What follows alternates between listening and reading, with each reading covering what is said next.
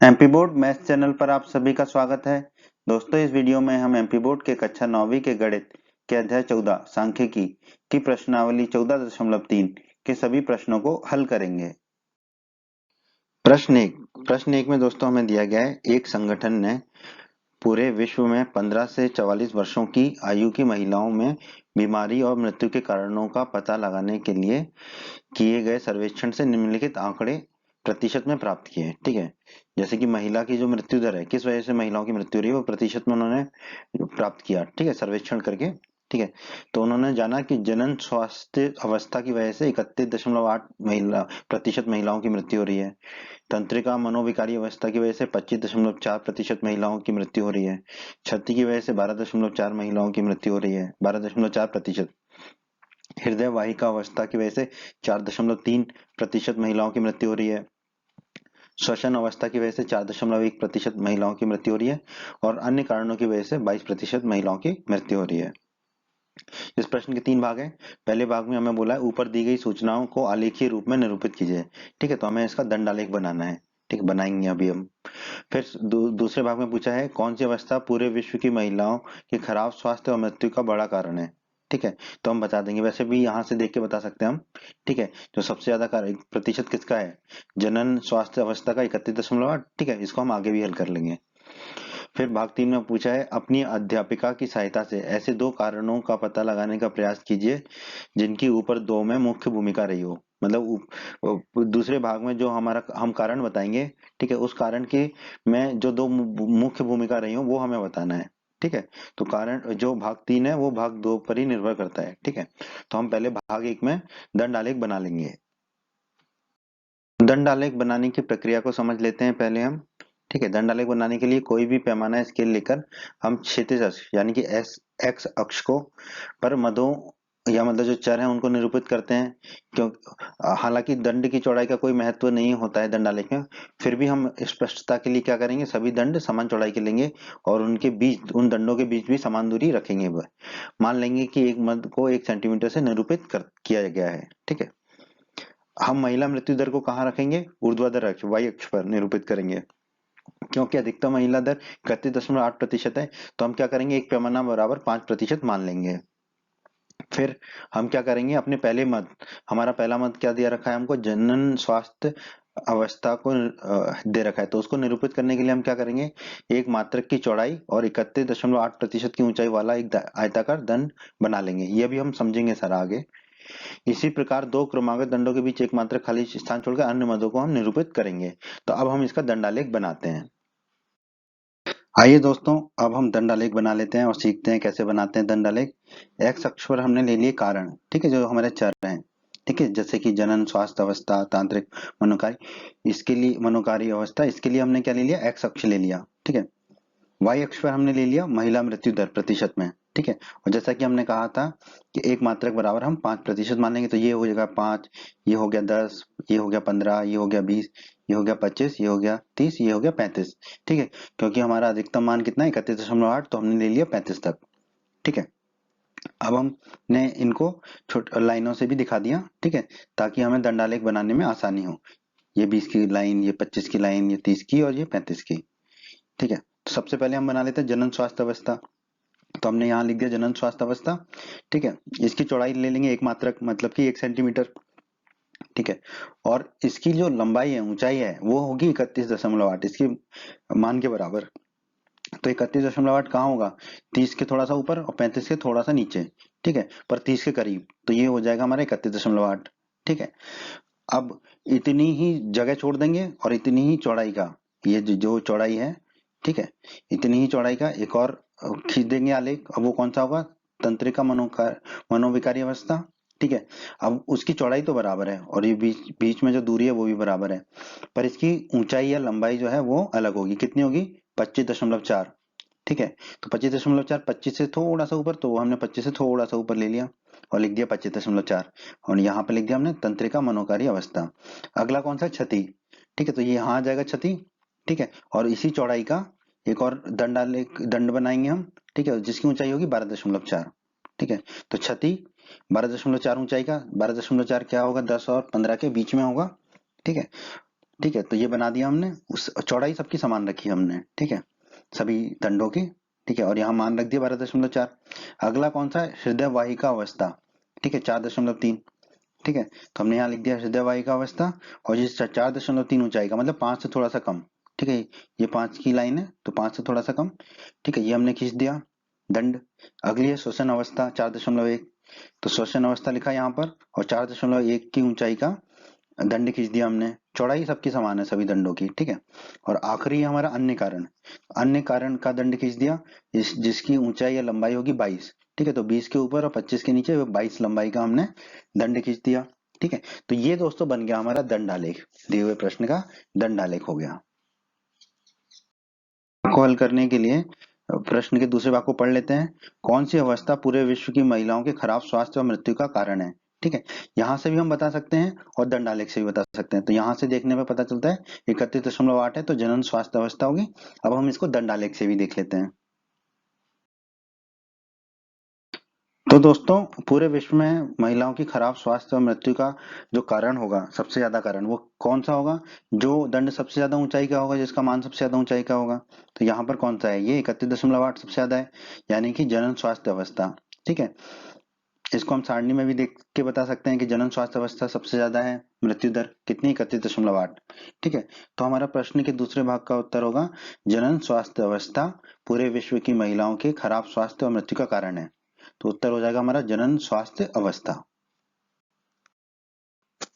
अब दोस्तों प्रश्न के तीसरे भाग को हल कर लेते हैं, ठीक है, तीसरे भाग में हमसे पूछा है अपनी अध्यापिका की सहायता से ऐसे 2 कारणों का पता लगाने का प्रयास कीजिए जिनके ऊपर जो है भाग 2 में मुख्य भूमिका रही हो, तो भाग 2 में मुख्य भूमिका किसकी थी, जनन स्वास्थ्य अवस्था की, ठीक है, ठीक है, तो अब हमें बताना है कि इसके क्या कारण हो सकते हैं कि जनन स्वास्थ्य अवस्था जो है वो खराब हो, ठीक है, इसके 2 कारण बताने हैं हमें।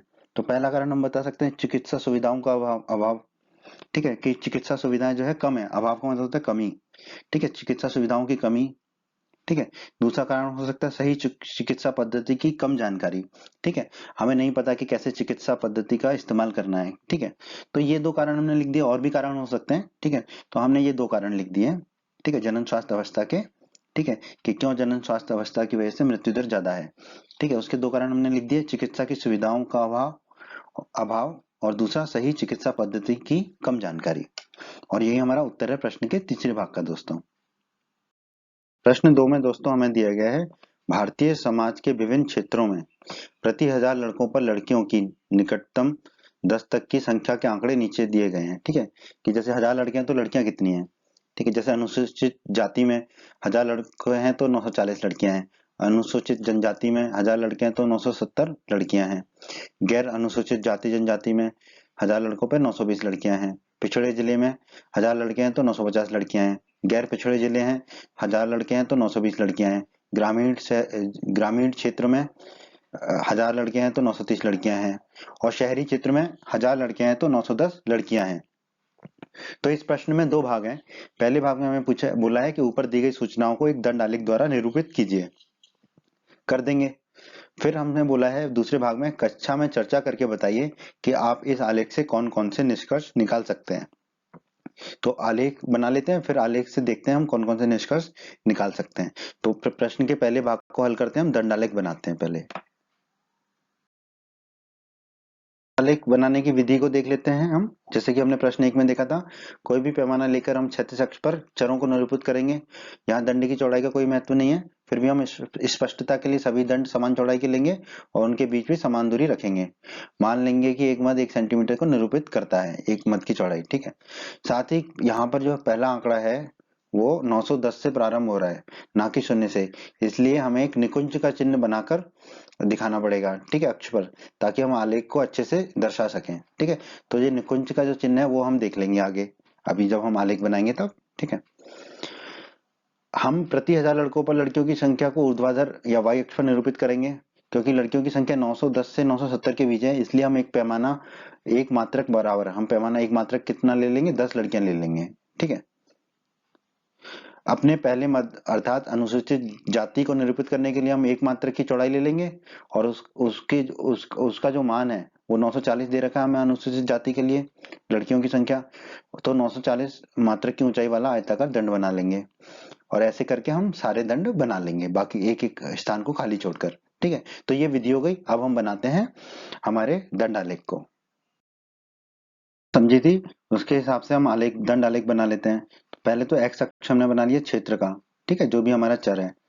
ठीक है, अब हमारे मान 910 से शुरू हो रहे हैं, तो हमें एक निकुंज की आवश्यकता होगी, तो हमने एक निकुंज खींच दिया यहाँ पर। ठीक है, तो निकुंज से हम क्या हुआ, सीधे 900 तक पहुंच गए। ठीक है, सीधे 900 तक पहुंच गए। अब हम y अक्ष को दर्शा देते हैं। y अक्ष क्या है हमारा, प्रति 1000 लड़कों पर लड़कियों की संख्या, ये जो दे रखा है। ठीक है, अब यहाँ पे मान 910 से 970 है, तो यहाँ पे हम 910, 920, 930, 940, 950, 960, 970, 980 तक चले गए। और इनके बीच में जो दूरी है उसे हम एक मात्रक मान लेते हैं। ठीक है, ये दूरी कितनी है, 10 10 10 10 10 की दूरी है। ठीक है, और इनको आगे रेखा इनकी दिखा दी हमने लाइन खींच के। ठीक है, ताकि हमें दंड की ऊंचाई खींचने में या लंबाई खींचने में दिक्कत ना आए। ठीक है, अब हम एक एक करके दंड खींचते हैं। अनुसूचित जाति का दंड खींचते हैं। ठीक है, इसकी लंबाई होगी 940। तो अनुसूचित जाति खींचा हमने, 940 इसकी लंबाई है। ठीक है, मान भी रख दिया हमने। चौड़ाई इसकी 1 सेंटीमीटर है। अभी 1 सेंटीमीटर दूरी छोड़ के हम दूसरा दंड खींचेंगे अनुसूचित जनजाति का। तो 1 सेंटीमीटर की दूरी छोड़ी और 1 सेंटीमीटर चौड़ाई का ही समान चौड़ाई का एक और दंड खींचा हमने अनुसूचित जनजाति। ठीक है, और इसका मान है 970, तो इसको 970 तक खींच दिया हमने, ये 970। ठीक है, अगला है हमारा गैर अनुसूचित जाति जनजाति, 920 मान है इसका। तो गैर अनुसूचित जाति जनजाति का दंड खींच दिया हमने। ठीक है, इसकी ऊंचाई कितनी है, 920। ठीक है, ये 920 है, मान भी रख दिया। चौड़ाई तो 1 सेंटीमीटर ही है, चौड़ाई समान रहेगी सभी दंडों की। अगला है पिछड़े जिले, पिछड़े जिले का मान है 950। तो पिछड़े जिले की चौड़ाई 1 सेंटीमीटर, ऊंचाई 950 तक लेगा इसको, यहाँ लिख दिया पिछड़े जिले। अगला है हमारा गैर पिछड़े जिले, इसका मान कितना है, 920। तो गैर पिछड़े जिले 920 तक ऊंचाई तक खींच दिया हमने। ठीक है, गैर पिछड़े जिले मान रख दिया, चौड़ाई 1 सेंटीमीटर ही रहेगी और सभी दंडों के बीच की जो दूरी है वो भी 1 1 सेंटीमीटर रहेगी। फिर अगला है हमारा ग्रामीण, ग्रामीण का मान है 930। तो ग्रामीण खींच दिया हमने, चौड़ाई 1 सेंटीमीटर, ऊंचाई 930। ठीक है, 930 तक गई। अगला है हमारा शहरी, शहरी का मान है 910। तो शहरी हमने 910 तक खींच दिया। ठीक है, तो इस तरह से ये हमारा बन गया दंड आलेख। ठीक है, जो प्रश्न का पहला भाग है ये हमारा बन गया दंड आलेख। प्रश्न के दूसरे भाग में हमें बोला है दोस्तों, कक्षा में चर्चा करके बताइए कि आप इस आलेख से कौन कौन से निष्कर्ष निकाल सकते हैं। तो अभी हम आलेख को दोबारा देखेंगे और निष्कर्ष निकालेंगे। ठीक है, आलेख को देखकर दोस्तों, अब इस आलेख को देख के हम निष्कर्ष निकालते हैं कुछ। ठीक है, तो वैसे तो इस दंड आलेख में हमें सबसे पहले दिख जाता है कि सबसे बड़ा कौन सा है दंड, सबसे छोटा दंड कौन सा है। ठीक है, तो सबसे बड़ा दंड कौन सा है, ये अनुसूचित जनजाति वाला, और कि इसका मान कितना है, 970। तो हम क्या निष्कर्ष निकाल सकते हैं, अनुसूचित जनजाति में प्रति 1000 लड़कों पर लड़कियों की संख्या सबसे अधिक है, और कितनी है, 970। ठीक है, और सबसे कम, सबसे छोटा दंड कौन सा है, ये वाला शहरी वाला 910 मान है जिसका। ठीक है, तो हम यहाँ से कह सकते हैं शहरी क्षेत्रों में प्रति 1000 लड़कों पर लड़कियों की संख्या सबसे कम है और उसका मान है 910। ठीक है, तो ये हमारे प्रश्न के दूसरे भाग का उत्तर हो गया दोस्तों। प्रश्न 3 में दोस्तों हमें दिया गया है, एक राज्य के विधानसभा के चुनाव में विभिन्न राजनीतिक पार्टियों द्वारा जीती गई सीटों के परिणाम नीचे दिए गए हैं। राजनीतिक पार्टियों के नाम है A B C D E F. ठीक है, और उनके द्वारा जीती गई सीटें हैं 75, 55, 37, 29, 10 और 37। तो इस प्रश्न के दो भाग है, पहले भाग में हमें बोला है मतदान के परिणामों को निरूपित करने वाला एक दंडालेख खींचिए। ठीक है, तो हम दंडालेख खींचेंगे। भाग 2 में हमें कहा गया है किस राजनीतिक पार्टी ने अधिकतम सीटें जीती हैं। वैसे तो वो यहीं से देखने पे पता चलता है कि पार्टी ए ने जीती हैं सबसे ज्यादा सीटें 75, पर इसको हम दंडालेख से भी देखेंगे। दोस्तों, दंडालेख बनाने से पहले हम उसकी विधि को देख लेते हैं। ठीक है, ये लिखना नहीं है आपको, जस्ट आपकी समझ के लिए है। कोई भी पैमाना लेकर हम क्षैतिज अक्ष या एक्स अक्ष बनाएंगे, यहाँ पर हम चरों को निरूपित करेंगे, क्योंकि यहाँ दंड की चौड़ाई का कोई महत्व नहीं होता, परंतु स्पष्टता के लिए हम सभी दंडों की समान चौड़ाई लेते हैं और उनके बीच की दूरी भी समान बनाए रखते हैं। ठीक है, मान लेते हैं कि एक मत को 1 सेंटीमीटर से हम निरूपित करते हैं। अब हम राजनीतिक पार्टियों द्वारा जीती गई सीटों को ऊर्ध्वाधर या वाई अक्ष पर निरूपित करेंगे। अधिकतम सीटें कितनी है, 75 है। तो हम एक पैमाना ले लेंगे जिसमें एक मात्रक बराबर होगा 10 सीटें। ठीक है, और 80 तक ये पैमाना हम बना लेंगे। अब हम अपना पहला मत राजनीतिक पार्टी ए को निरूपित करने के लिए एक मात्रक की चौड़ाई और 75 मात्रक की ऊंचाई वाला एक आयताकार दंड बना लेंगे और इसी प्रकार हम बाकी दंडों को बना लेंगे बीच में दूरी छोड़ छोड़ के, ठीक है, एक मात्रक की खाली स्थान छोड़ छोड़कर बाकी मदों को निरूपित कर देंगे। आइए अब हम दंड आलेख बना लेते हैं। तो एक्स अक्ष पर हम रखेंगे राजनीतिक पार्टियों को, ठीक है, और वाई अक्ष पे हम रख रहे हैं जीती हुई सीटों को, ठीक है, और 10-10 तक का एक मात्रक बराबर 10 सीटें हम मान लेते हैं। तो ये 10 हो गया, ये 20 हो गया, ठीक है। इस तरह की हमने लाइनें खींच ली, 10, 20, 30, 40, 50, 60, 70 और 80, ठीक है। अब एक एक राजनीतिक पार्टी की सीटों को हम दर्शा देते हैं। तो पहले राजनीतिक पार्टी ए ने कितनी सीटें जीती थी? 75। तो 1 सेंटीमीटर चौड़ाई का दंड खींचा और लंबाई कितनी की इसकी? 75 तक। तो 70 और 80 के ठीक बीच में 75, और 75 हमने लिख दिया। अब बी ने कितनी सीटें जीती थी? 55। तो यहाँ लिख दिया हमने बी 55 और 1 सेंटीमीटर चौड़ाई का ही एक और दंड खींचा जिसकी ऊंचाई होगी 55, यानी कि 50 और 60 के बीच में, और यहाँ पे हमने लिख दिया 55, और ए और बी के बीच में हमने दूरी छोड़ दी 1 सेंटीमीटर की। अब बी से 1 सेंटीमीटर की दूरी छोड़कर हम सी को दर्शाएंगे। तो सी की ऊंचाई कितनी होगी? 37, ठीक है। तो सी की राजनीतिक पार्टी सी की ऊंचाई होगी 37, ठीक है, 40 के करीब होगा ये, ठीक है, और 30 से थोड़ा सा दूर होगा, ठीक है, और चौड़ाई तो 1 सेंटीमीटर ही होगी। अब सी से 1 सेंटीमीटर दूरी पर हम डी को खींचेंगे। डी का मान है 29, ठीक है। तो 30 से बहुत बहुत ही कम छोटा, थोड़ा सा छोटा, एक छोटा 29 होगा, ये होगा डी। इसकी चौड़ाई 1 सेंटीमीटर ही होगी, ठीक है। डी के बाद है हमारा ई। ई की ऊंचाई होगी 10, ठीक है, ई जाएगा 10 तक, ठीक है। 1 सेंटीमीटर की दूरी छोड़ देंगे और 1 सेंटीमीटर चौड़ाई का ही 10 ऊंचाई तक का हमने एक दंड बना दिया जो कि ई राजनीतिक पार्टी को दर्शाता है। फिर एफ राजनीतिक पार्टी, इसकी भी ऊंचाई कितनी होगी? 37, ठीक है। तो 1 सेंटीमीटर चौड़ाई का ही और 37 की ऊंचाई का, 37 मात्रक की ऊंचाई का, ठीक है। यहाँ पे जो 30 और 40 के बीच में है 37 ऊंचाई का हमने दंड बना लिया एफ, ठीक है। तो ये बन गया हमारा दंडालेख दिए हुए प्रश्न का।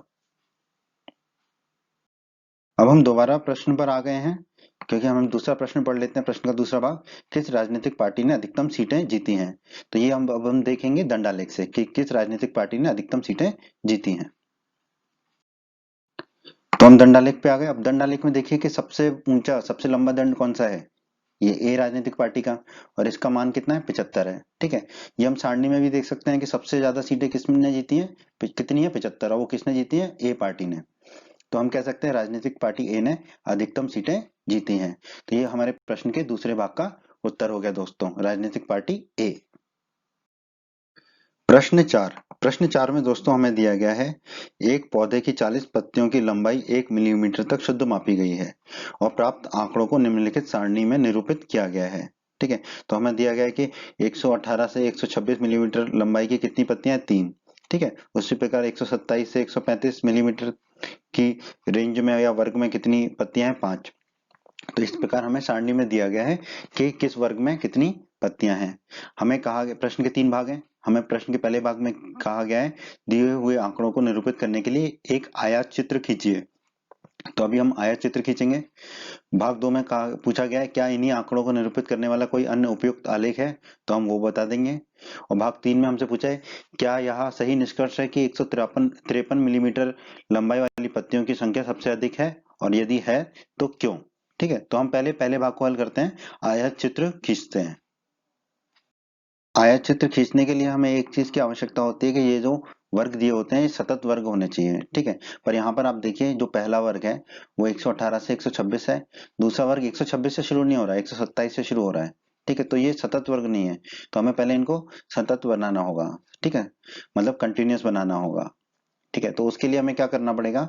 ठीक है, इन दोनों का जो अंतर है, ठीक है, इन वर्गों की जो अधिकतम और न्यूनतम का जो अंतर है, मतलब पहले के अधिकतम और दूसरे के न्यूनतम का जो अंतर है वो लिख लेते हैं, ठीक है। तो 127 में से 126 गए तो कितना बचा? 1, ठीक है। अब ये जो मिला हमें उसे हम 2 से भाग दे देंगे तो हमें मिला 0.5। अब हम क्या करेंगे, हर वर्ग में जो न्यूनतम मान है उसमें 0.5 घटा देंगे और जो अधिकतम मान है उसमें 0.5 जोड़ देंगे, फिर जो हमें मिलेगा वो होगा हमारा संतत वर्ग, ठीक है। तो 118 में 0.5 घटाएंगे तो मिलेगा 117.5। इसी प्रकार 127 में 0.5 घटाएंगे तो मिलेगा 126.5। फिर 136 में घटाएंगे 0.5 तो मिलेगा 135.5। फिर 145 में घटाएंगे हम 0.5 तो हमें मिलेगा 144.5। फिर 154 में घटाएंगे तो 153.5। फिर 163 में घटाएंगे 0.5 को तो 162.5। फिर 172 में घटाएंगे 0.5 को तो हमें प्राप्त होगा 171.5। अब अधिकतम मान में जोड़ना है तो 126 में 0.5 जोड़ेंगे तो 126.5। 135 में 0.5 जोड़ेंगे तो 135.5। 144 में 0.5 जोड़ेंगे तो 144.5। 153 में 0.5 जोड़ेंगे तो 153.5। 162 में 0.5 जोड़ेंगे तो 162.5। 171 में 0.5 जोड़ेंगे तो 171.5 और 180 में 0.5 जोड़ेंगे तो 180.5।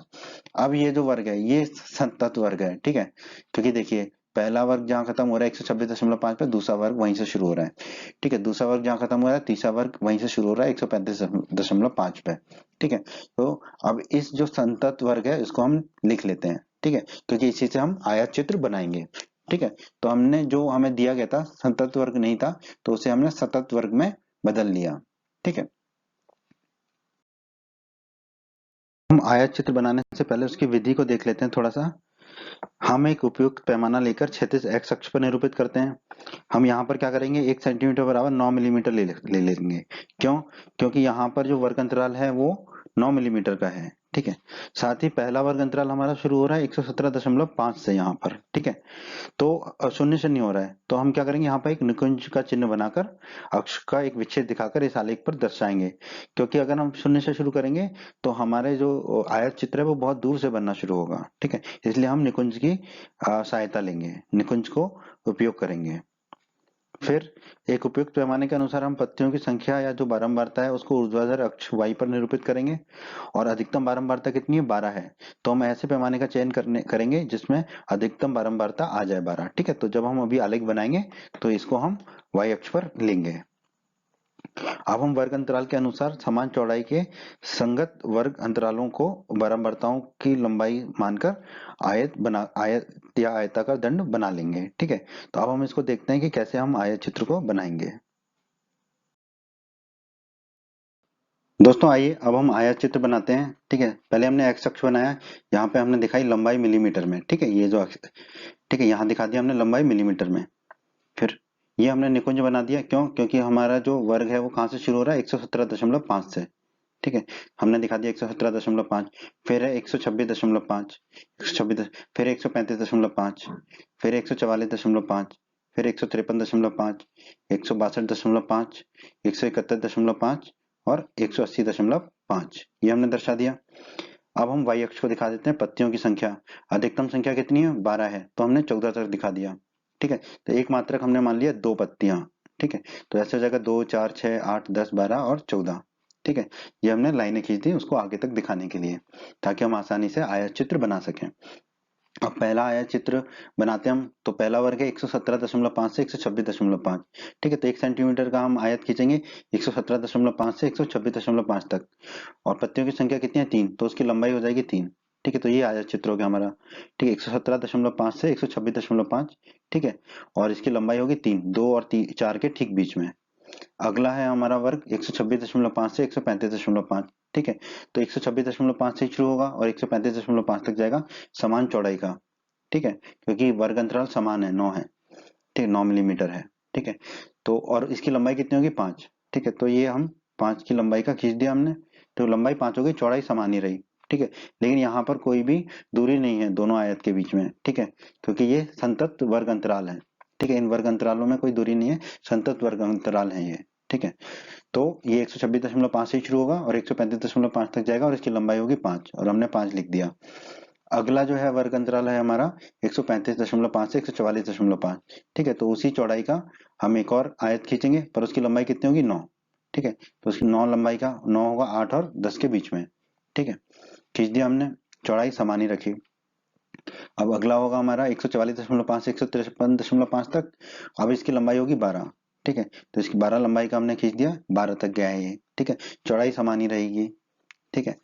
फिर 153.5 से 162.5 तक, इसकी लंबाई कितनी है 5, तो 5 लंबाई का हम खींच देंगे, ठीक है। 5 होगा 4 और 6 के ठीक बीच में, तो 5 लंबाई का आयत खींच दिया हमने। फिर अगला है 162.5 से 171.5, ठीक है, इसका मान है 4, तो 4 लंबाई का खींच देंगे, ठीक है, ठीक 4 लंबाई का हमने खींच दिया। और आखिरी हमारा 171.5 से 180.5, इसकी लंबाई है 2। तो ये 2 लंबाई का हम खींच देंगे। तो ये जो बन गया हमारा, यही है हमारा आयत चित्र, और यही हमारे प्रश्न के पहले भाग का उत्तर है दोस्तों। आइए दोस्तों, अब प्रश्न के दूसरे और तीसरे भाग को हल कर लेते हैं। दूसरे भाग में पूछा है, क्या इन्हीं आंकड़ों को निरूपित करने वाला कोई अन्य उपयुक्त आलेख है? दोस्तों, अगर आपने हमारा अध्याय 14 के परिचय का वीडियो पढ़ा होगा, तो आपने देखा होगा कि जहां जहां हम आयत चित्र बना सकते हैं, वहां वहां हम बारंबारता बहुभुज आलेख भी बना सकते हैं। तो हमारे इस प्रश्न का उत्तर क्या होगा? हाँ। क्यों? क्योंकि हम बारंबारता बहुभुज भी बना सकते हैं, इसको निरूपित करने के लिए, इन आंकड़ों को निरूपित करने के लिए। अब प्रश्न के तीसरे भाग में हमसे पूछा है, क्या यह सही निष्कर्ष है कि 153 मिलीमीटर लंबाई वाली पत्तियों की संख्या सबसे अधिक है? यहाँ पर सबसे अधिक पत्तियों की संख्या कितनी है? 12 है। और वो किसकी है? जिन पत्तियों की लंबाई 145 से 153 सेंटीमीटर है। ठीक है, तो अब आप देखिए, यहाँ पर हम ये नहीं कह सकते कि सभी पत्तियों की लंबाई 153 मिलीमीटर होगी। ठीक है, हो भी सकती है और नहीं भी हो सकती है, क्योंकि हमें वर्ग अंतराल दिया है 145 से 153। ठीक है, तो हमारे इस प्रश्न का उत्तर होगा नहीं, क्योंकि हम नहीं कह सकते, निष्कर्ष नहीं निकाल सकते कि सभी पत्तियों की लंबाई 12 होगी, कि 12 हालांकि सबसे अधिक तो है। ठीक है, लेकिन ये 12 जो है सबकी सब 153 मिलीमीटर लंबाई की होंगी, ये निष्कर्ष हम नहीं निकाल सकते। ठीक है, तो हमारे प्रश्न के तीसरे भाग का उत्तर होगा नहीं। प्रश्न 5 में दोस्तों हमें दिया गया है, नीचे की सारणी में 400 नियॉन लैंपों के जीवन काल दिए गए हैं। ठीक है, कि कितने लैंप जो है, कितने घंटे उनका जीवन काल है, मतलब ठीक है कितने घंटे वो चलते हैं। जैसे 300 से 400 घंटे चलते हैं 14 लैंप। ठीक है, 900 से 1000 घंटे चलते हैं 48 लैंप। ठीक है, तो ये सब सारणी में हमें दिया गया है। तो इस प्रश्न के दो भाग हैं। पहले भाग में हमें कहा गया है, एक आयत चित्र की सहायता से दी हुई सूचनाओं को निरूपित कीजिए। ठीक है, मतलब इस सारणी का आयत चित्र बनाइए, तो हम बना लेंगे। और दूसरे भाग में कहा गया है, कितने लैंपों के जीवन काल 700 घंटे से अधिक है। तो हम आयत चित्र बना लेते हैं, उसके बाद दूसरे भाग को भी हल कर लेंगे प्रश्न के। बनाने से पहले हम उसकी विधि को देख लेते हैं। ठीक है, हम एक उपयुक्त पैमाना लेकर लैंपों के जो जीवन काल है घंटों में, उसको एक्स अक्ष पर दिखाएंगे, निरूपित करेंगे। हम एक पैमाना ले लेंगे कि 1 सेंटीमीटर बराबर 100 घंटे। ठीक है, और साथ ही पहला वर्ग अंतराल 300 से प्रारंभ हो रहा है, ना कि 0 से, तो हम एक निकुंज का इस्तेमाल करेंगे। ठीक है, तो सीधे 300 पे आ जाएंगे एक्स अक्ष पर। ठीक है, विच्छेद दिखाकर इसे दिखा देंगे हम।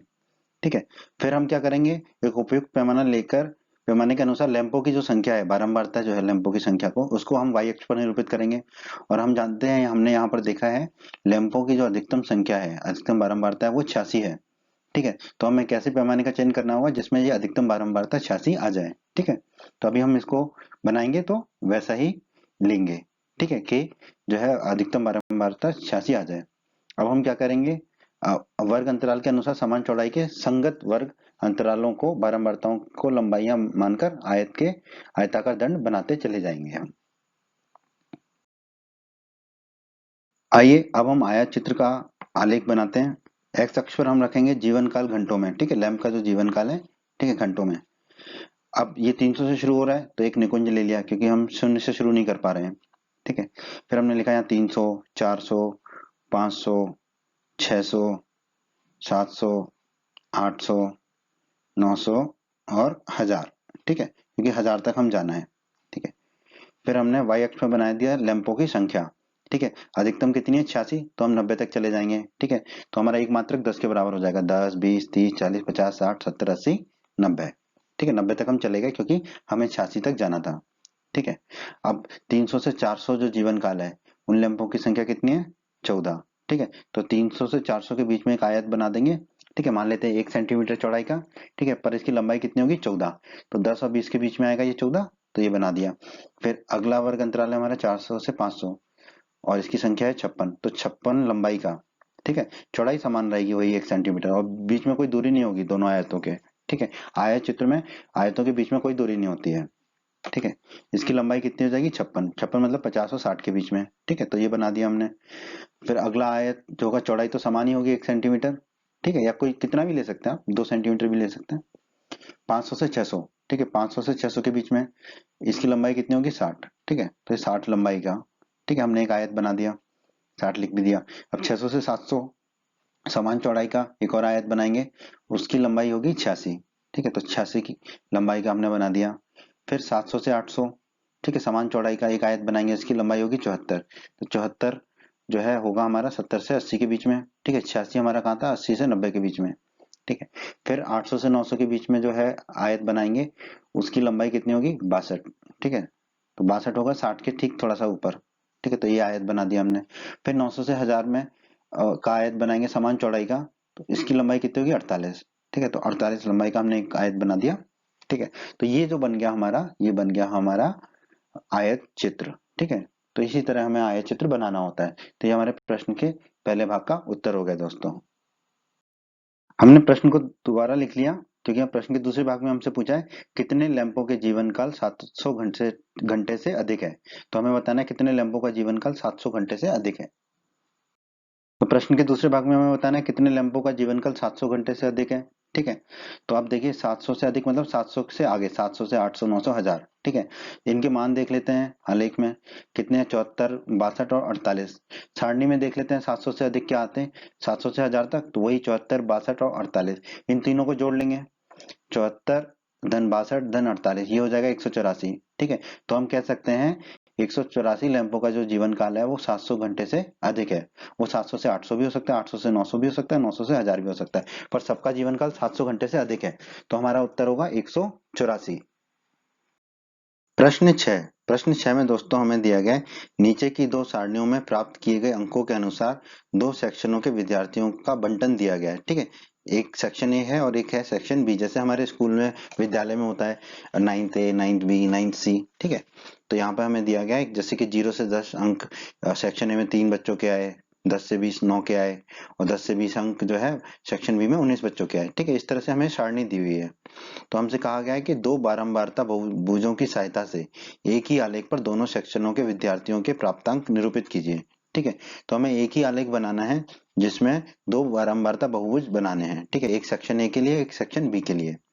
फिर हमें कहा गया दोनों बहुभुजों का अध्ययन करके दोनों सेक्शनों के निष्पादनों की तुलना कीजिए। निष्पादनों मतलब होता है दोनों सेक्शनों की परफॉर्मेंस की तुलना करनी है कि किस सेक्शन के बच्चों ने ज्यादा अच्छा प्रदर्शन किया, ठीक, ज्यादा अच्छे अंक प्राप्त करें, ठीक है। पर ये हमें कैसे बताना है, बहुभुजों का अध्ययन करके, दोनों बहुभुजों का अध्ययन करके। तो आइए पहले हम दोनों बहुभुज बना लेते हैं। दोस्तों बहुभुज बनाने के लिए हमें आवश्यकता होती है वर्ग चिन्ह की, ठीक है। तो वर्ग चिन्ह का जो सूत्र है वो हमने अध्याय 14 के परिचय के वीडियो में पढ़ा था। वर्ग चिन्ह होता है उस वर्ग के ऊपरी सीमा धन निम्न सीमा बटे 2, ठीक है। या हम ऐसा भी कह सकते हैं निम्न सीमा धन ऊपरी सीमा बटे 2, ठीक है। ये होता है हमारा वर्ग चिन्ह। तो यहाँ पर देखिए 0 से 10 के वर्ग में वर्ग चिन्ह कितना हो जाएगा, 0 धन 10 बटा 2 यानी कि 5, ठीक है। वो ये सेक्शन बी के लिए भी वही आ जाएगा 5, क्योंकि वर्ग तो समान है दोनों में 0 से 10। 10 और 20 के वर्ग में क्या हो जाएगा, 10 धन 20 बटे 2 यानी कि 30 बटे 2 यानी कि 15, ठीक है। यहाँ पर भी आ जाएगा 15। अगला वर्ग है 20 से 30 दोनों तरफ, ठीक है। 20 धन 30 बटे 2, 20 और 30 हो गए 50 बटे 2 मतलब 25, यहाँ पर भी आ जाएगा 25, ठीक है। उसी प्रकार 30 और 40 वाला वर्ग दोनों तरफ है, 30 धन 40 70, 70 बटा 2 35, इधर भी 35 आ जाएगा और इधर भी 35 आ जाएगा। आखिरी वर्ग है हमारा 40 से 50, 40 धन 50 90, 90 बटे 2 45, इधर 45 आ जाएगा और इधर भी 45 आ जाएगा। तो हमने वर्ग चिन्ह निकाल लिया ताकि हम बहुभुज को बना सकते हैं, ठीक है। तो वर्ग चिन्ह हमारे आगे 5 15 25 35 45 दोनों तरफ, ठीक है। बारंबारताएं हमें दे रखी हैं। आइए दोस्तों अब हम सेक्शन ए के लिए बारंबारता बहुभुज बना लेते हैं पहले, फिर सेक्शन बी के लिए बना लेंगे, ठीक है। तो हमने सेक्शन ए के जो आंकड़े हैं वो लिख दिए यहाँ पर, ठीक है। वर्ग चिन्ह बारंबारता अंक, ठीक है, सब लिख दिया हमने। एक्स अक्ष पर हम दिखाएंगे प्राप्तांक, ठीक है। प्राप्तांक यहाँ पर जो अंकों से हमने वर्ग चिन्ह बनाया है उसको दर्शाएंगे हम, ठीक है। और वाई अक्ष पे हम दिखाएंगे विद्यार्थियों की संख्या, ठीक है।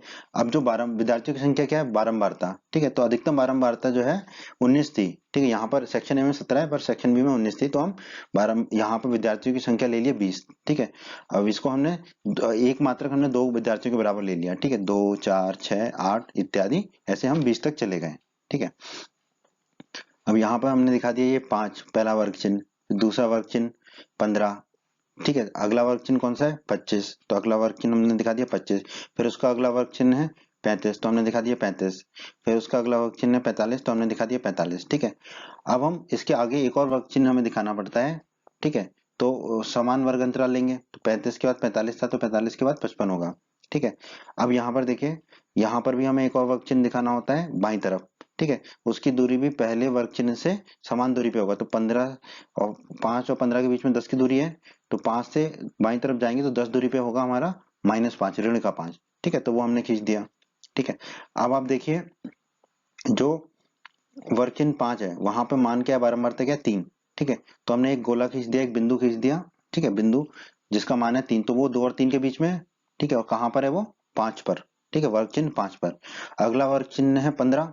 ठीक है, तो इस 15 पर, इस ये जो वर्ग चिन्ह 15 है प्राप्तांक, ठीक है, यहाँ पर हमें कितना बारंबारता दिया हुआ है, 9। ठीक है, तो 9 पर, 9 होगा 8 और 10 के बीच में, एक बिंदु ले लेंगे 9 पर। ठीक है, फिर अगला वर्ग चिन्ह है हमारा 25। तो 25 पर मान कितना है बारंबारता का, 17। 17 होगा हमारा 16 और 18 के बीच में, तो यहाँ पर एक बिंदु ले लेंगे। ठीक है, जिसका मान हमने 17 रख दिया। ठीक है, फिर बारंबारता, सॉरी, वर्ग चिन्ह 35 पर। ठीक है, वर्ग चिन्ह 35 पर जो है बारंबारता है 12। ठीक है, 12, 35 वर्ग चिन्ह ये है, बारंबारता जो है 12 ये है। ठीक है, तो यहाँ पर एक हमारा बिंदु आ जाएगा। ठीक है, ये बिंदु आ गया जिसका मान है 12।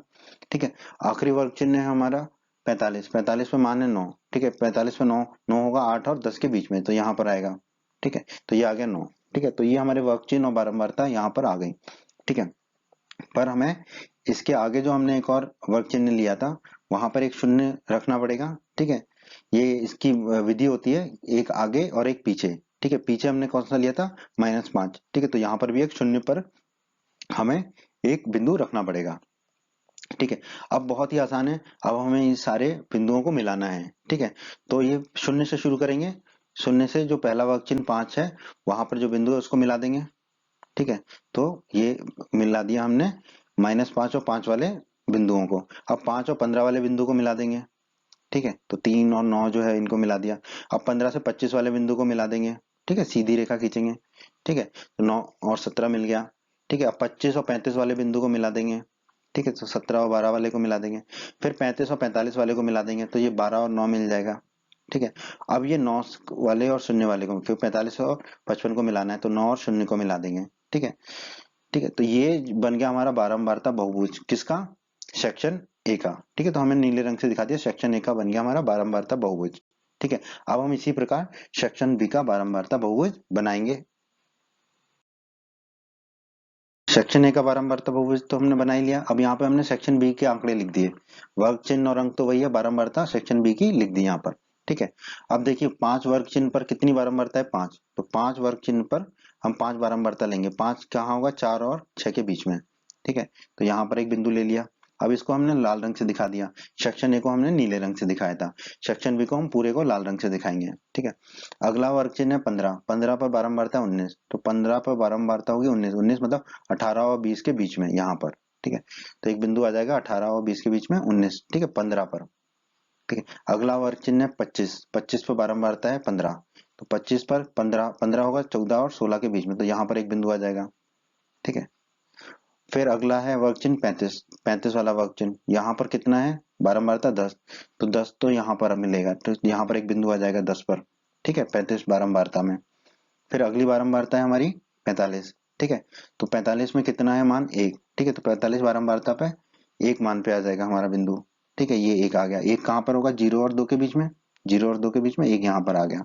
ठीक है, अब जैसे हमने पहले मिलाया था सेक्शन ए के बिंदुओं को, अब सेक्शन बी के बिंदुओं को मिलाएंगे। तो ये शून्य से मिलाएंगे ये 5 वाले बिंदु को। ठीक है, अब 5 वाले बिंदु को मिलाएंगे 19 वाले से, क्योंकि 5 वर्ग चिन्ह के बाद अगला वर्ग चिन्ह है हमारा 15। तो 5 और 15 वाले वर्ग चिन्ह के बिंदुओं को मिला देंगे, तो 5 और 19 को मिला देंगे। ठीक है, अब 15 और 25 के वर्ग चिन्ह के बिंदुओं को मिलाएंगे, तो 19 और 15 को मिला देंगे। ठीक है, ये मिला दिया। अब 25 और 35 वाले को मिलाएंगे, तो 15 और 10 को मिला देंगे। ठीक है, सीधी सीधी रेखा खींचनी है। अब 35 और 45 वाले को मिला देंगे, तो 10 और 1 को मिला देंगे। ठीक है, अब 45 और 55 वाले को मिलाना है। ठीक है, तो 1 और 0 को मिला देंगे। ठीक है, तो ये जो लाल रंग का हमें मिला है बहुभुज, ठीक है, यही हमारा क्या है, बारंबारता बहुभुज सेक्शन बी का। तो अभी हमने एक ही आलेख पर सेक्शन ए और सेक्शन बी के बारंबारता बहुभुज बना लिए। तो ये हमने दोनों सेक्शनों के बारंबारता बहुभुज तो बना दिए। अब हमें दोनों सेक्शनों के निष्पादनों की तुलना करनी है, मतलब परफॉर्मेंस की तुलना करनी है कि किस सेक्शन के विद्यार्थियों के अंक अधिक आए। ठीक है, तो अधिक अंक मान लेते हैं 25 से ज्यादा अंक, जिस सेक्शन के विद्यार्थियों के ज्यादा आए होंगे वो उस सेक्शन ने अच्छा परफॉर्म किया होगा, उसका निष्पादन अच्छा होगा। ठीक है, तो 25 से हम 50 तक जाते हैं। ठीक है, क्योंकि 50 तक ही थे हमारे अंक। ठीक है, तो अब यहाँ पर हमने ऐसा डब्बा बना दिया। अब इस डब्बे में देखिए, इस डब्बे के अंदर जो 25 के ऊपर वाले बिंदुओं को दिखा रहा है। ठीक है, तो ऊपर कौन सा दिख रहा है हमें? हमें ऊपर से नीला वाला दिख रहा है। ठीक है, और इसमें लाल वाला जो है वो नीचे दिख रहा है। ठीक है, और नीला वाला क्या है? सेक्शन है। लाल वाला क्या है? Section B. तो जो ऊपर है उसने अच्छा प्रदर्शन किया। ठीक है, तो इसका मतलब जो है सेक्शन ए का निष्पादन अच्छा था सेक्शन बी से। तो हम कह सकते हैं सेक्शन ए के विद्यार्थियों के प्राप्तांक सेक्शन बी के विद्यार्थियों से बेहतर है। ठीक है, क्योंकि 25 से ऊपर ज्यादा अंक किस सेक्शन के विद्यार्थियों के ज्यादा आए हैं? सेक्शन ए के विद्यार्थियों के।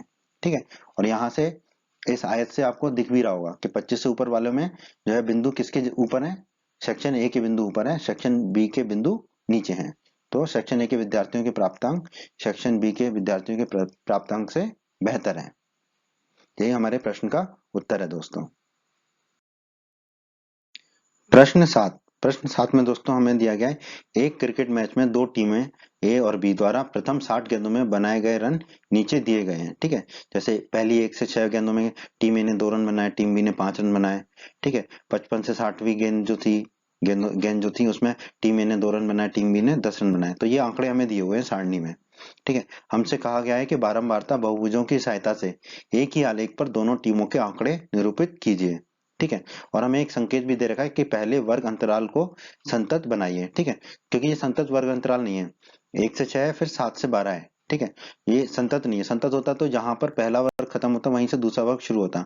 तो पहले हमें ये वर्ग अंतरालों को संतत बनाना होगा, फिर हम इसको आलेख बनाएंगे, बारंबारता बहुभुज बनाएंगे। ठीक है, तो इसको हल करते हैं। पहले हमें जो है ये जो वर्ग अंतराल दिए इनको संतत वर्ग अंतराल बनाना होगा। ठीक है, और फिर हमें वर्ग चिन्ह निकालने होंगे। तो पहले हम वर्ग अंतराल को, जो वर्ग है उनको संतत वर्ग बना लेते हैं। ठीक है, तो यहाँ पर देखिए कि जो है अंतर कितना है निम्न वर्ग में और उच्च वर्ग में। ठीक है, मतलब जो दूसरा वर्ग है उसका निम्न वर्ग है 7।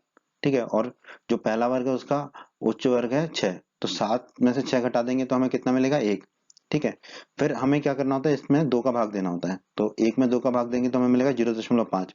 अब ये जितने भी वर्ग हैं उनके निम्न सीमा में 0.5 घटा देंगे और उच्च सीमा में 0.5 जोड़ देंगे। ठीक है, तो 1 में 0.5 घटाएंगे तो मिलेगा 0.5। 7 में 0.5 घटाएंगे तो हमें मिलेगा 6.5। 13 में 0.5 घटाएंगे तो हमें मिलेगा 12.5। 19 में घटाएंगे 0.5 को तो 18.5। 25 में घटाएंगे 0.5 को तो 24.5।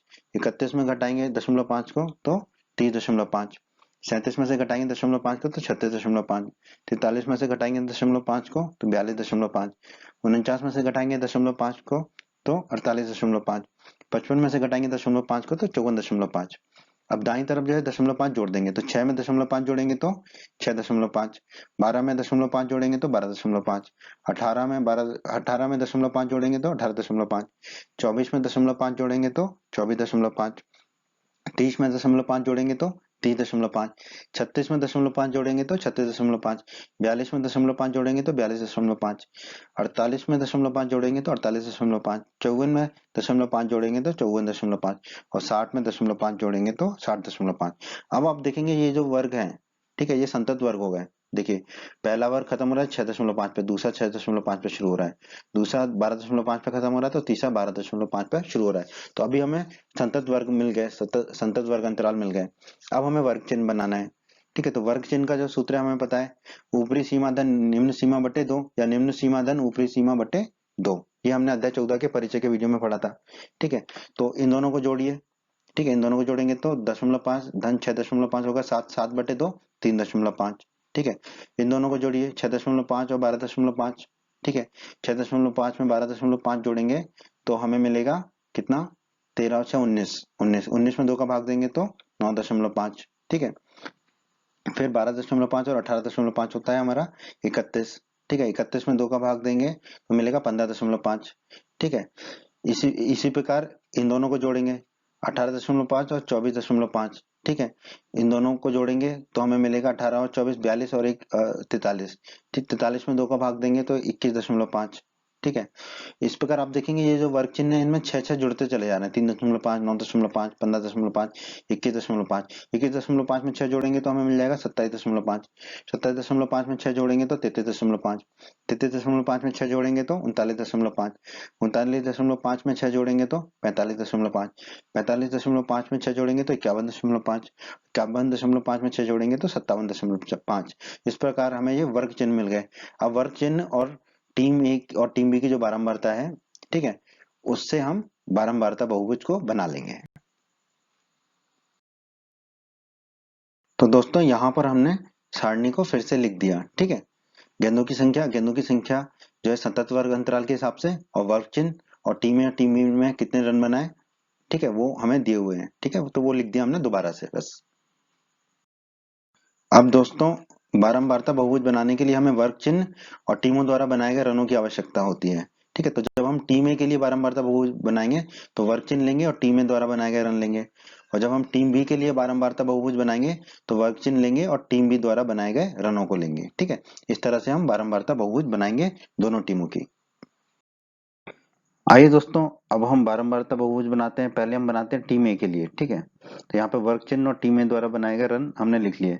एक्स अक्ष पर रखेंगे हम गेंदों की संख्या यानी कि वर्ग चिन्हों को, और वह अक्ष पर रखेंगे हम टीमों द्वारा बनाए गए रन को। तो यहाँ पर एक मात्रक जो है 1 रन के बराबर है, ठीक है। तो हमने 1 से लेके 11 तक रन लिखा हुआ है यहाँ पर, क्योंकि हमारे जो अधिकतम रन है किसी भी ओवर के वो थे 10 रन, ठीक है। अब हम एक्स अक्ष पे भी वर्ग चिन्हों को लिख लेते हैं। तो पहला वर्ग चिन्ह है 3.5, दूसरा है 9.5, तो हमने लिखा 3.5, 9.5, 15.5, 21, इस तरह हमने 57.5 तक लिख दिया, ठीक है। अब इसके आगे अगला एक और वर्ग चिन्ह हम बना लेते हैं, और वो वर्ग चिन्ह कितना होता है, जो दो वर्ग चिन्हों के बीच का अंतर होता है, ठीक है, उतना हम आखिरी वर्ग चिन्ह में जोड़ देते हैं। दो वर्ग चिन्हों के बीच में कितना अंतर है, अब देखिए 57.5 में से 51.5 घटाइए 6 मिलेगा, तो 57.5 में 6 जोड़ देंगे तो 63.5 हो जाएगा। उसी प्रकार जो पहला वर्ग चिन्ह था उसमें भी हम 6 घटा देंगे तो हमें मिलेगा 2.5, ठीक है। 2.5 मतलब ढाई, और ये ऋण का ढाई है, तो माइनस का 2.5 मिलेगा हमें, ठीक है। तो ये हमने बना लिया, ठीक है। अब क्या करेंगे, जो हमने जो पहला वर्ग चिन्ह तो हमारा 3.5 है, उससे पहले जो हमने लिया है, ठीक है, वर्ग चिन्ह, वहां पे हम एक शून्य शून्य शून्य शून्य रन पर एक बिंदु रख देंगे, ठीक है।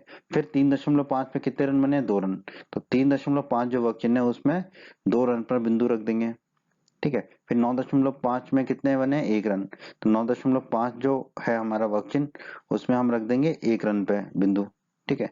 फिर 15.5 में कितने बने थे, 8 रन, तो 15.5 में हम रख देंगे 8 रन पे, ठीक है। फिर 21.5 में बने थे 9, तो 21.5 में हम रख देंगे 9 पर।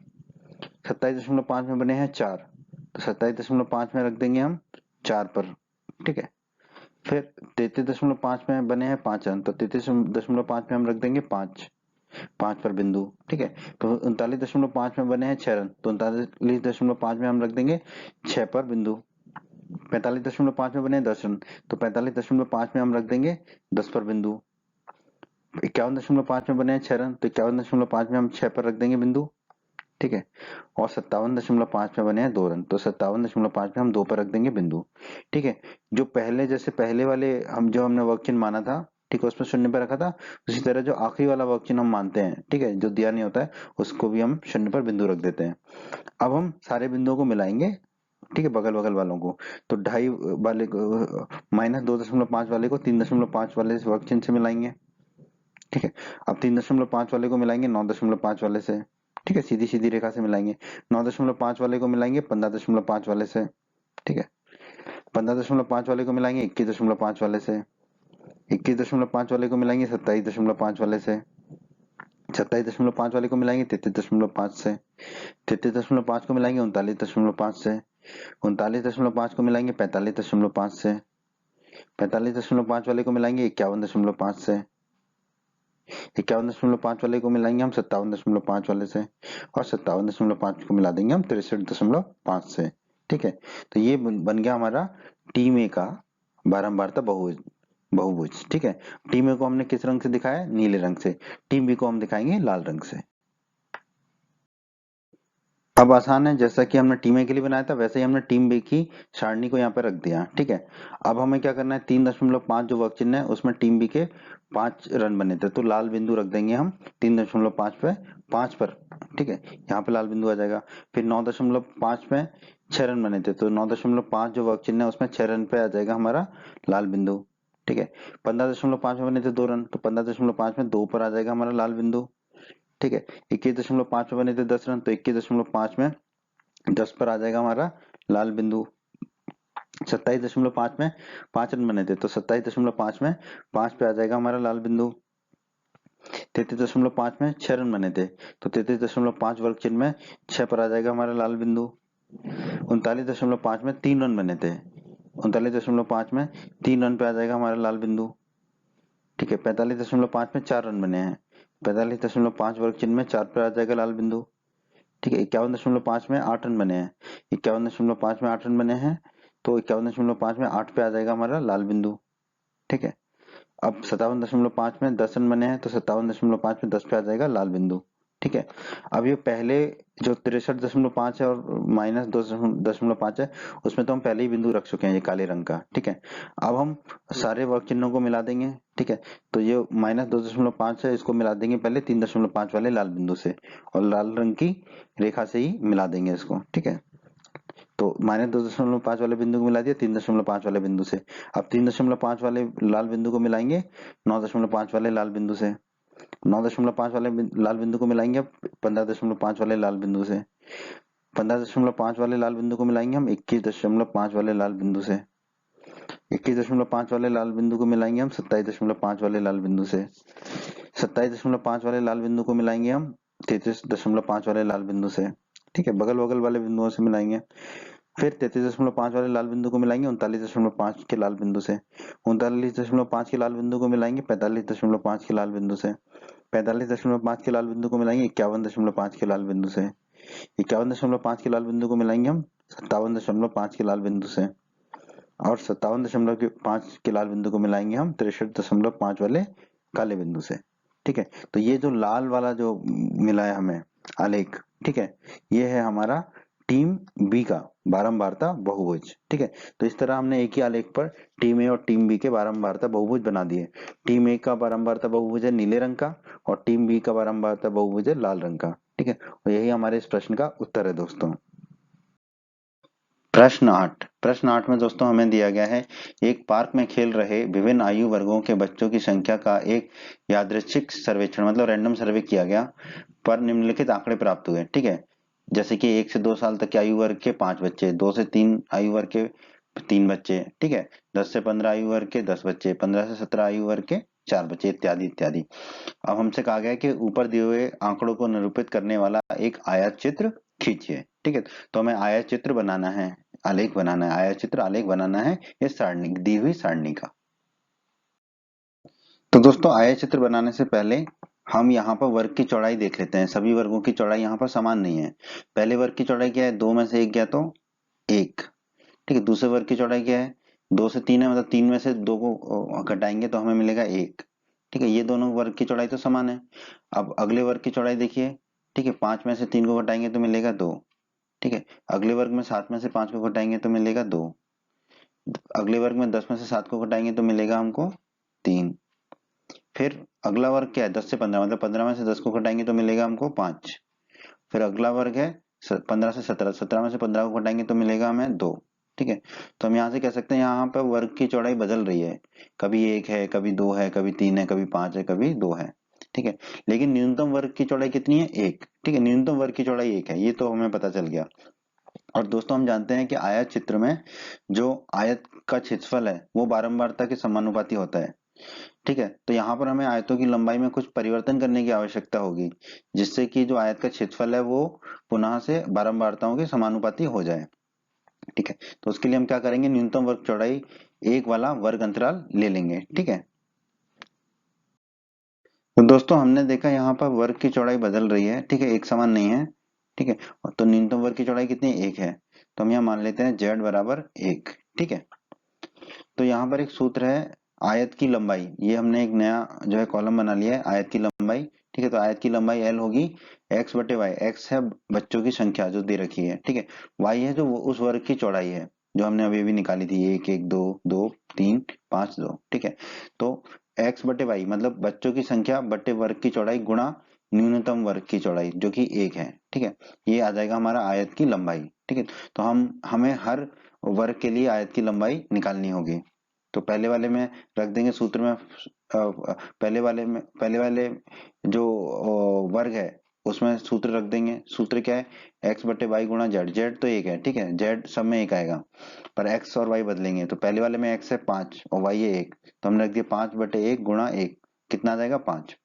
दूसरे वाले में भी रखेंगे एक्स बटे वाई 3 बटे 1 गुणा 1, 3 बटे 1 गुणा 1 तो 3 ही आ जाएगा।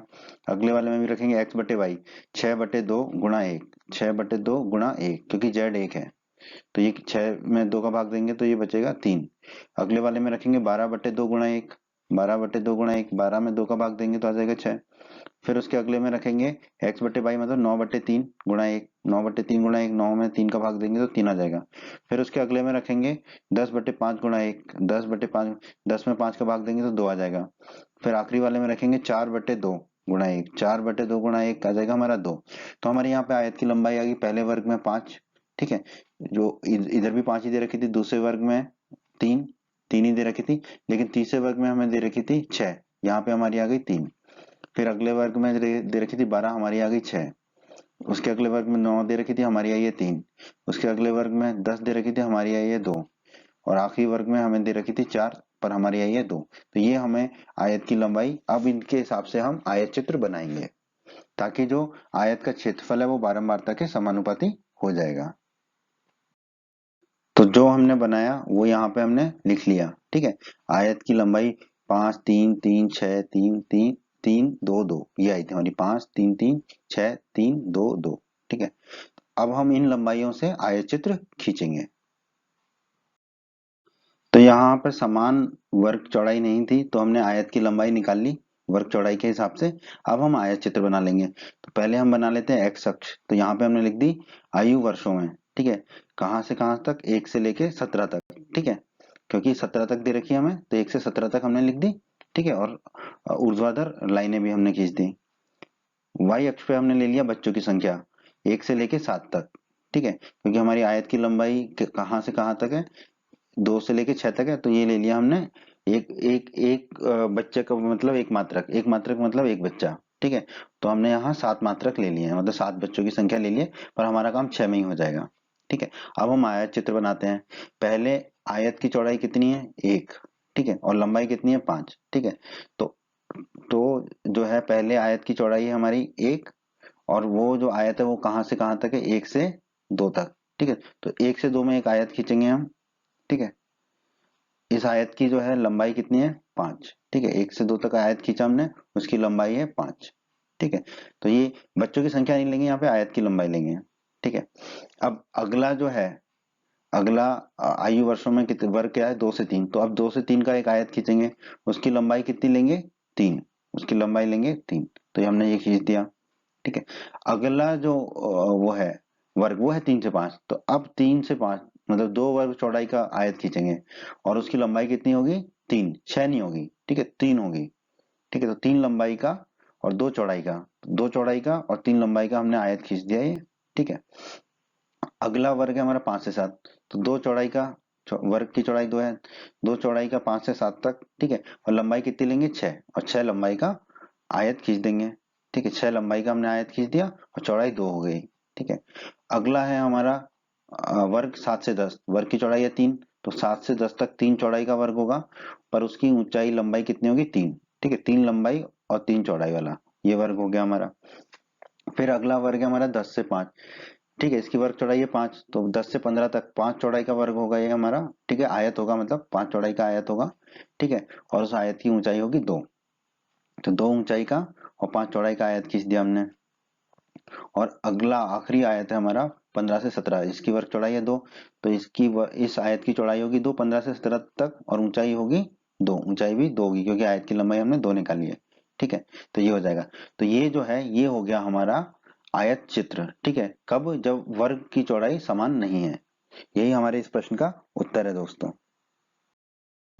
प्रश्न 9 में दोस्तों हमें दिया गया है एक स्थानीय टेलीफोन निर्देशिका से, ठीक है, एक टेलीफोन डायरेक्टरी है, उसमें से 100 कुल नाम यादृच्छिक मतलब रैंडमली कोई भी 100 कुल नाम ले लिए, सरनेम ले लिए, 100 सरनेम उठा लिए हमने कहाँ से, एक स्थानीय टेलीफोन डायरेक्टरी से, और उनसे अंग्रेजी वर्णमाला के अक्षरों की संख्या का निम्न बारंबारता बंटन प्राप्त किया। मतलब कि जो अंग्रेजी वर्णमाला के अक्षर होते हैं, जैसे कि जो सरनेम थे उनमें 6 सरनेम ऐसे थे, ठीक है, जिनमें वर्णमाला के अक्षर 1 से 4 तक थे। फिर 30 ऐसे थे कुल नाम या सरनेम जिनमें अक्षर कितने थे हमारे अंग्रेजी के, 4 से 6। 44 ऐसे सरनेम थे जिनमें अक्षर थे 6 से 8। 16 ऐसे सरनेम थे कुल नाम जिनमें अक्षर थे 8 से 12, और 4 ऐसे कुल नाम थे जिनमें अक्षर थे अंग्रेजी के 12 से 20। ठीक है, तो ये सारणी हमें दी हुई है। इस प्रश्न के दो भाग है। पहले भाग में हमसे पूछा है दी हुई सूचनाओं को निरूपित करने वाला एक आयत चित्र खींचिए, तो हम खींच देंगे। दूसरे भाग में पूछा वह वर्ग अंतराल बताइए जिसमें अधिकतम संख्या में कुल नाम है, तो वो भी बता देंगे हम। तो दोस्तों आयत चित्र बनाने से पहले हम वर्ग की चौड़ाई देख लेते हैं। अगर वर्ग की चौड़ाई समान नहीं है तो वो हमें आयत की लंबाई को ठीक करना पड़ेगा। ठीक है, तो वर्ग की चौड़ाई देख लेते हैं। वर्ग की चौड़ाई होता है अधिकतम मान माइनस न्यूनतम मान। तो 4 में से 1 को घटाएंगे तो कितना मिलेगा हमको, 3। फिर अगला वर्ग है 4 से 6, 6 में से 4 को घटाएंगे तो हमें कितना मिलेगा, 2। फिर अगला है 6 से 8, 8 में से 6 को घटाएंगे तो मिलेगा 2। अगला है 8 से 12, 12 में से 8 को घटाएंगे तो मिलेगा हमको 4। ठीक है, फिर अगला है 12 से 20, 12 से 20 है, 20 में से 12 को घटाएंगे तो मिलेगा हमको 8। ठीक है, तो हम कह सकते हैं यहाँ वर्ग की चौड़ाई बदल रही है। ठीक है, 3 है, 2 है, 2 है, 4 है, 8 है। न्यूनतम वर्ग की चौड़ाई कितनी है, 2। ठीक है, न्यूनतम वर्ग की चौड़ाई 2 है। तो और दोस्तों हम जानते हैं कि जो आयत चित्र होता है उसमें जो आयत का क्षेत्रफल होता है वो बारंबारता के समानुपाती होता है। ठीक है, लेकिन अगर वर्ग की चौड़ाई बदल रही हो तो हमें आयतों की लंबाई में कुछ परिवर्तन करने की आवश्यकता होती है, जिससे कि आयत का क्षेत्रफल दोबारा से बारंबारताओं के समानुपाती हो जाए। ठीक है, तो यहाँ पर हम क्या करेंगे, न्यूनतम वर्ग चौड़ाई 2 वाला वर्ग अंतराल ले लेंगे। ठीक है, और फिर आयत की लंबाइयों में कुछ परिवर्तन करेंगे। तो दोस्तों आयत की लंबाई में जो परिवर्तन करना है उसको देख लेते हैं हम। ठीक है, न्यूनतम वर्ग चौड़ाई 2 है, ये हमने देख लिया। यहाँ पे भी देखिए न्यूनतम वर्ग चौड़ाई कितनी है, 2 है। ठीक है, तो z बराबर 2 हो जाएगा। ठीक है, तो जो आयत की लंबाई आएगी वो क्या आएगी, l बराबर x बटे वाई गुणा जेड। x है यहाँ पे कुल नामों की संख्या और y है हमारा उस वर्ग की चौड़ाई। ठीक है, तो अब जैसे पहले वर्ग की बात करें तो x बटे वाई मतलब 6/3। ठीक है, गुणा z कितना है, 2, तो गुणा 2, तो 6/3 गुणा 2। ठीक है, 6 में 3 का भाग देंगे तो 2, 2 गुणा 2 4 आ जाएगा हमारा। तो इस वर्ग के लिए आयत की लंबाई आ जाएगी 4। ठीक है, 6 की जगह कितनी हो जाएगी, 4। ठीक है, अगला वर्ग है हमारा x है 30 और y है 2, तो 30/2 और z की जगह भी 2 आ जाएगा, तो 30/2 गुणा 2, 2 से 2 कट जाएगा तो ये 30 ही मिलेगा हमको। ठीक है, बहुत बढ़िया। अगला वर्ग है 6 से 8। ठीक है, तो x है यहाँ पे 44, y है 2, तो ये हो जाएगा 44/2 गुणा z कितना है 2, तो गुणा 2, तो 44/2 गुणा 2, तो ये तो 44 ही आ जाएगा। ठीक है, अगला वर्ग है हमारा 8 से 12, यहाँ पे x है 16, y है 4, तो 16/4 गुणा 2 हो जाएगा। 16/4 गुणा 2, 16 में 4 का भाग देंगे तो 4, 4 गुणा 2 8। ठीक है, तो 8 आ गया ये। ठीक है, अब आखिरी जो वर्ग है वो है हमारा 12 से 20। ठीक है, तो यहाँ पे x है 4 और y है 8। ठीक है, तो ये l कितना हो जाएगा यहाँ पे आयत की लंबाई, 4/8 गुणा 2, 4/8 गुणा 2। ठीक है, 4 गुणा 2 8 होगा, तो 8 से 8 का भाग जाएगा तो आ जाएगा 1। ठीक है, तो ये हमारी आयत की लंबाई आ गई सभी वर्गों के लिए। यहाँ हमने आयत की लंबाई को लिख दिया है। ठीक है, गणना करने के बाद 4, 30, 44, 8 और 1। ठीक है, अब जो है इन लंबाइयों से हम क्या करेंगे, आयत चित्र खींचेंगे। तो दोस्तों हमने आयत की लंबाई ज्ञात कर ली। ठीक है, अब हम जो है आयत चित्र बना लेते हैं। ठीक है, तो पहले एक्स अक्ष बना लेते हैं। एक्स अक्ष पे हम लिखेंगे वर्णमाला के अक्षरों की संख्या। ठीक है, और ये हमारा कहाँ से कहाँ तक है, 1 से लेके 20 तक है, तो हमने 1 से लेके 21 तक लिख दिया। ठीक है, और सीधी सीधी लाइनें भी खींच दी। ठीक है, अब वाई अक्ष पे हम ले लेंगे कुल नामों की संख्या, कुल नामों की संख्या। ठीक है, यहाँ पे हम 4 कुल नाम, एक मात्रक बराबर 4 कुल नाम मान लेते हैं, क्योंकि हमें अधिकतम आयत की लंबाई कितनी करनी है, 44। ठीक है, अधिकतम आयत की लंबाई 44 है, तो 44 तक जाने के लिए हमने एक मात्रक बराबर 4 कुल नाम ले लिए हैं। ठीक है। अब हम पहला आयत बनाएंगे। पहला आयत जो है वो है 1 से 4 तक। ठीक है, तो 1 से 4 तक वर्ग की चौड़ाई है 3, आयत की लंबाई है 4, तो 3 चौड़ाई और 4 लंबाई वाला एक आयत होगा। ठीक है, तो 1 से 4 तक 3 चौड़ाई वाला, ठीक है, और 4 लंबाई वाला। ठीक है, 4 की लंबाई तक, ये 4 है, 4 की लंबाई तक, ये एक आयत हो गया पहला। दूसरा है 4 से 6, ठीक है, 2 वर्ग चौड़ाई वाला, तो 4 से 6 की चौड़ाई वाला होगा आयत हमारा, और उसकी लंबाई कितनी होगी 30। 30 कहाँ पे आएगा हमारा, 28 और 32 के बीच में यहाँ पर आएगा। ठीक है, 4 से 6 तक। ठीक है, तो एक आयत आएगा हमारा 4 से 6 के बीच में, लंबाई जिसकी होगी 30। ठीक है, अगला आयत है 6 से 8 के बीच में। ठीक है, तो 6 से 8 के बीच में होगा 2 चौड़ाई वाला। ठीक है, और इसकी लंबाई होगी 44। ठीक है, 44 होगा हमारा सबसे ऊपर तक। ठीक है, तो 44 होगा और 2 चौड़ाई होगी इसकी। ठीक है, 2 चौड़ाई वाला होगा और 44 इसकी लंबाई होगी, तो ये आयत आ गया। उसके बाद अगला आयत है 4 वर्ग चौड़ाई वाला। ठीक है, 8 से 12 तक, तो 8 से 12 तक आयत होगा हमारा, और उसकी ऊंचाई होगी 8। ठीक है, 8 मतलब यहाँ तक। ठीक है, तो 4 चौड़ाई वाला और 8 ऊंचाई वाला, 4 चौड़ाई और 8 ऊंचाई। ठीक है, ये आयत हो गया हमारा। और आखिरी आयत है हमारा 12 से लेके 20 तक, 8 वर्ग चौड़ाई वाला, तो 12 से 20 तक होगा चौड़ाई, और ऊंचाई कितनी होगी, एक एक मतलब ये 4 है। ठीक है, तो इसका एक चौथाई एक। ठीक है, तो ये हमारा आ जाएगा। ठीक है, एक ऊंचाई वाला। ठीक है, तो यहाँ पे हमने एक लिख दिया। ठीक है, तो ये जो बन गया हमारा, ये बन गया हमारा आयत चित्र। तो ये हो गया हमारे प्रश्न के पहले भाग का उत्तर। प्रश्न के दूसरे भाग में दोस्तों हमसे पूछा है, वह वर्ग अंतराल बताइए जिसमें अधिकतम संख्या में कुल नाम है। तो अधिकतम कुल नाम कौन से हमारे, 44। ठीक है, तो 44 का वर्ग अंतराल क्या है, 6 से 8। 6 से 8, तो हमारा उत्तर क्या हो जाएगा, वर्ग अंतराल 6 से 8 में अधिकतम संख्या में कुल नाम है। ठीक है, तो 6 से 8 जो है वो हमारा उत्तर हो जाएगा दोस्तों। उम्मीद करता हूं दोस्तों आपको हमारा ये वीडियो पसंद आया होगा। आप हमारे YouTube चैनल को सब्सक्राइब करें, हमारे इस वीडियो को लाइक करें, इस वीडियो को अपने दोस्तों के साथ शेयर करें, और अपने एमपी बोर्ड के हिंदी माध्यम के सभी दोस्तों को हमारे वीडियोस और चैनल के बारे में अवश्य बताएं, ताकि एमपी बोर्ड के हिंदी मीडियम के सभी छात्रों को इसका लाभ हो सके। धन्यवाद दोस्तों।